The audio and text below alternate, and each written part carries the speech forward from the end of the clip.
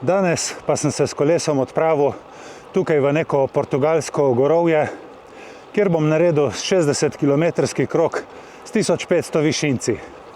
Jedro tega izleta bo kar 22-kilometrski vzpon, na katerem se bom dvignil na 900 metrov nadmorske višine. Živjo, en prav lep kolesarski pozdrav. Danes pa za spremembo kolesarjanja nisem začel izpred apartmaja, ampak sem specialko naložil v avto in se odpeljal kakšnih 35 km proč od Atlantske obale. Parkiral sem tukaj v centru neke vasi zraven cerkve, točno ko je odbilo 9 dopoldan. Vreme je fantastično in brez oblačka na nebu, ob 9 dopoldan pa je kazalo 22 stopinj Celzija. Jaz sem pa prav na hitro uštimal specialko in bidone in se odpravil na pot.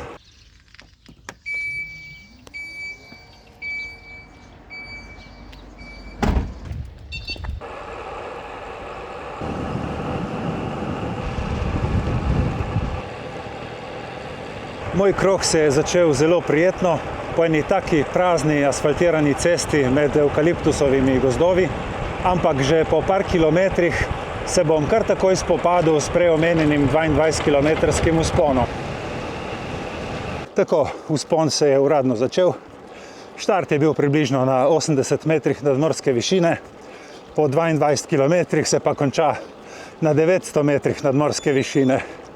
Če to preračunaš, ugotoviš, da je to en tak cuker od vzpona, 3,7% povprečni naklon. Po 2 kilometrih vzpona sem ugotovil, da cesta vijuga, tako da prehaja iz sončnih v senčne predele in obratno. Cesta je super lepa, asfalt brez kakšnih razpok ali lukenj. Kar pa je najbolj pomembno, je to, da do zdaj ni prišel mimo še niti en avto. Ena stvar, ki rahlo kvari vzdušje, je to, da Brightonova funkcija Climb Challenge kaže, da bo na tem vzponu samo dobrih 500 metrov višinske razlike, kar seveda ni res in tudi ne vem, zakaj do tega razhajanja prihaja. No, druga moteča stvar so pa moji čevlji, ki med vzponom kar precej škripajo.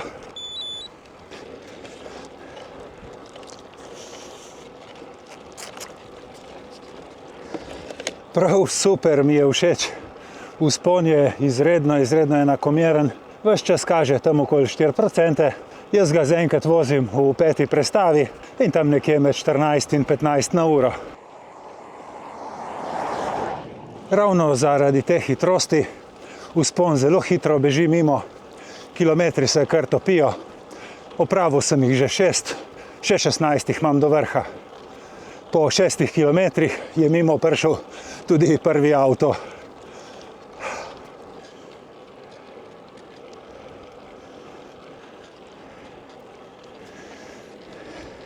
Sej vem, da je izredno majhna verjetnost, da bi kdo od mojih gledalcev ponavljal tale krog, ampak za tiste, ki jih to zanima in ki želijo preučevati, bom pa tudi link od današnje Strave dal od spodaj v opis videa. Slišim gozdarja na delu. Ja, tukaj je vse polno tega evkaliptusa. Evkaliptus so začeli na Portugalsko uvajati v 19. stoletju, se pravi tam 1800 in nekaj. Zato, ker hitro raste in so ga imeli za lesno industrijo in za kurjavo. Poleg tega, da evkaliptus zelo hitro raste, pa tudi zelo gori. Tako da so se Portugalci kar soočali s hudimi požari. Ampak na koncu narava je premagala, evkaliptusa je tukaj v nepreglednih množinah. Kar tako sem naletel ob cesti na en vodni vir. Nič ne piše, da voda ne bi bila pitna. Po moje je čisto okej, zato ker smo tukaj globoko v hribih. Bom poskusil, zaenkrat je pa še ne rabim, ker imam še skoraj polne bidone.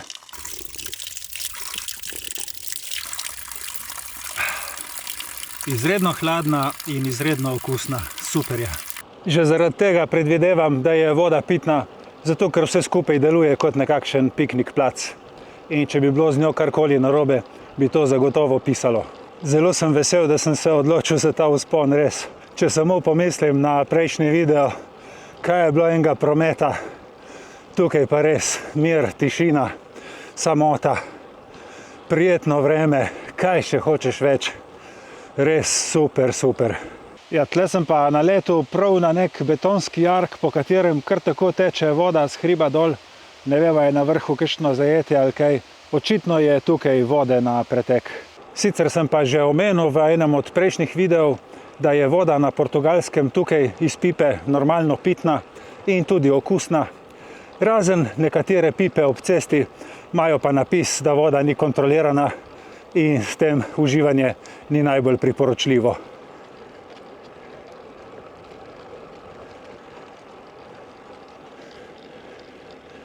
Sem pa ugotovil, da tukaj v tem delu Portugalske ni prav nič čudnega, če je nek vzpon samo 4%.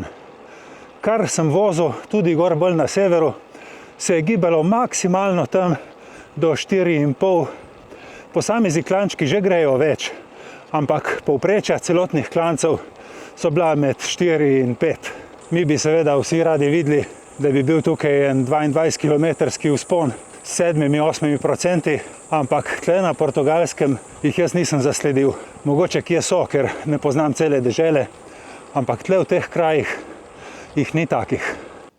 Vidiš tle idilo. Na 450 metrih nadmorske višine, skrita hiška v gozdičku in pa bazenček. Ja, kar hitro mineva, hitro. Sem že na polovici vzpona, še 11 kilometrov. Lega tle znak snežinka in oznaka za pluženje. To pomeni, da tudi v teh hribih kdaj sneg zapade. Čeprav si človek tako poleti tega ne bi mislil.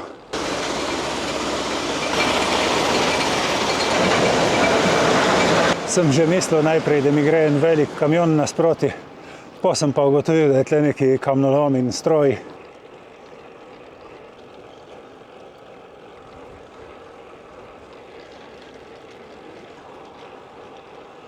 Tudi danes na tem vzponu je z mano moj sponzor Sirocco.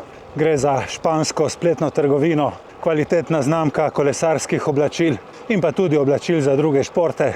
Jaz imam poseben link, lahko pa tudi vpišete samo kodo, s katero dobite 10% popust na vse izdelke, tudi če so že znižani. Po 13 kilometrih gre cestica za kakšnih 400 metrov rahlo navzdol. To se vidi tudi v profilu klanca. Nato pa se vzpon spet nadaljuje v enakem ritmu kot doslej. Še ena portugalska značilnost, ogromno hortenzij vse povsod ob cestah. Zdaj čisto tako preprosto razmišljam in računam, če 22-kilometrski vzpon voziš s 15 na uro, pomeni, da ga boš vozil 1,5 ure. In tu je že kar trening, tako 1,5 ure goniti brez predaha, oziroma ne, jaz bom prav zdaj naredil predah tukaj, ker sem videl eno palco, da poslikam svojo specialko.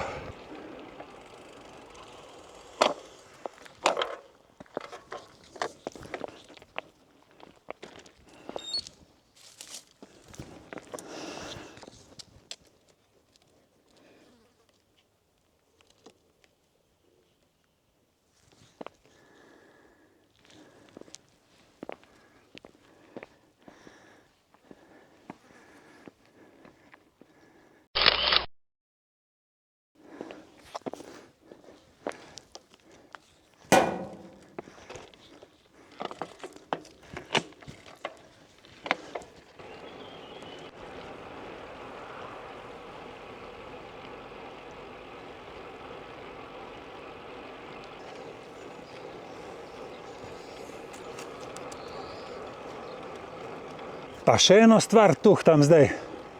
Če bom jaz na tem vzponu opravil z 800 višinci in če jih ima cel krog 1500, kje jih je še preostalih 700?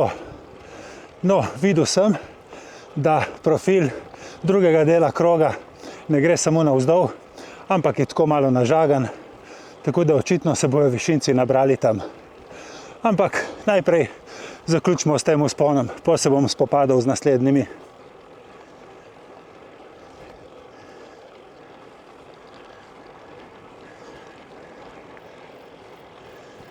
Na vrhu po gorskem grebenu pa vse polno vetrnih elektrarn. Tukaj res pihajo močni vetrovi iz Atlantika in se to splača izkoristiti. Še dobre 3 kilometre do vrha vzpona, do vrha vzpona, ne pa tudi do najvišje točke današnjega izleta. Ta bo malo kasneje na 950 metrih nadmorske višine.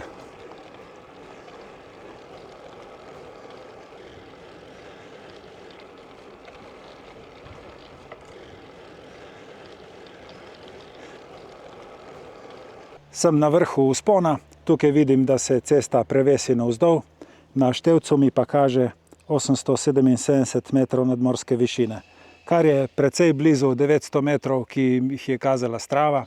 Brighton sem že v Gorici ugotovil, da mogoče kaže malo premalo. Gotovo se je pa zmotil v tem, da bo višinska razlika vzpona samo nekaj čez 500 metrov, ker logično, če sem se lotil na manj kot 100 in končal na skoraj 900, je pač ta razlika bistveno večja.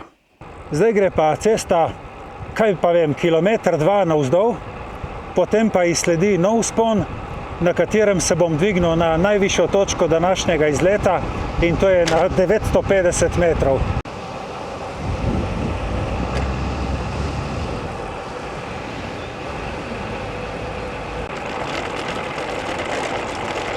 Še fajn malo otlakovane ceste, da mi zmasira mišice.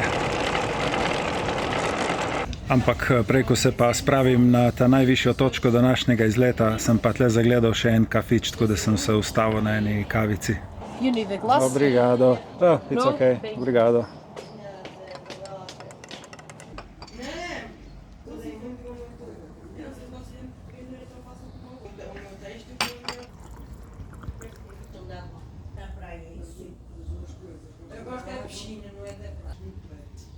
Po čistem naključju pa sem še ugotovil, da se tukajšnji kraj, kjer zdaj pijem kavo, imenuje Caramulo in zraven vidim na steklenici vode napis Caramulo in potem sem vprašal v lokalu, točno v tem kraju je izvir te čiste vode. Perfektno. Super sem se osvežil in si napolnil bidon. Zdaj sem pa že vstopil v tisti vzpon, na katerem bom prišel na najvišjo točko današnjega izleta. Predvidevam, da bo vzpona nekje med 2,5 do 3 km. Povprečje, kakor mi kaže števc, je pa tam okoli 6%. Tudi iz te obcestne table sklepam, da je še kakšne 2 km vzpona. Višina, ne vem, ali je to trenutna ali na vrhu, in pa povprečni naklon. Do zdaj sem premagal že več kot 1000 višincev, pa tudi po dolžini sem že malo čez pol kroga. Še malo pa bom na vrhu in za presenečenje me bo cesta pripeljala točno na ta greben z vetrnimi elektrarnami. Zdaj pa par kilometrov spusta, malo se spočijem in nadiham, ker potem nižje dol me spet čaka en vzpon, ki preseka to spustaško idilo.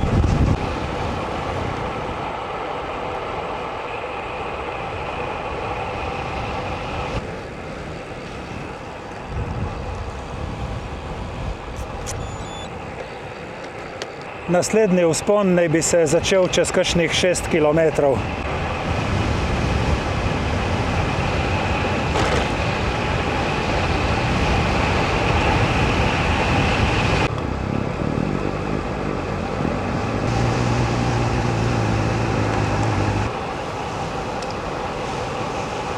Tako, pa je prišel še ta vzpon. Mislim, da bo najhujši od vseh. Na enem delu naj bi dosegel celo do 15%. Videl sem, da gre cesta pravokotno na izohipse. In takrat veš, da gre direkt po hribu gor. Zdaj mi kaže 8%, dolžina vzpona pa 1,5 km. Ja, tle je zdaj tisti strmi del.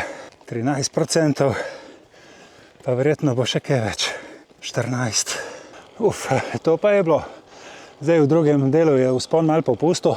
Tam prej je pa pokazalo do 16%, ampak sem pol spravil kamero, zato ker z eno roko se je ful težko vzpenjati.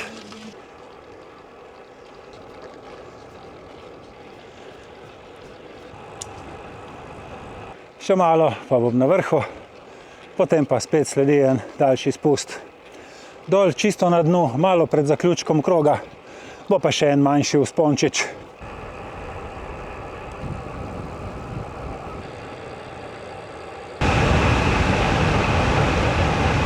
To Tole je pa res en lep spust. Prvič zato, ker ni prestrm, drugič pa zato, ker se voziš med temi evkaliptusi. Prava džungla. Tukaj sem se prav na hitro ustavil, ker se lepo vidi, kako poteka pogozdovanje z novimi drevesi. Tudi to so evkaliptusi, ampak imam zelo slabo baterijo, tako da se kar spustim dol do avta in se potem javim od tam. Viš je prav sam še ena rdeča črtica. Tudi zadnji vzpon ni prav nič nedolžen. Sicer kratek, ampak kar strm.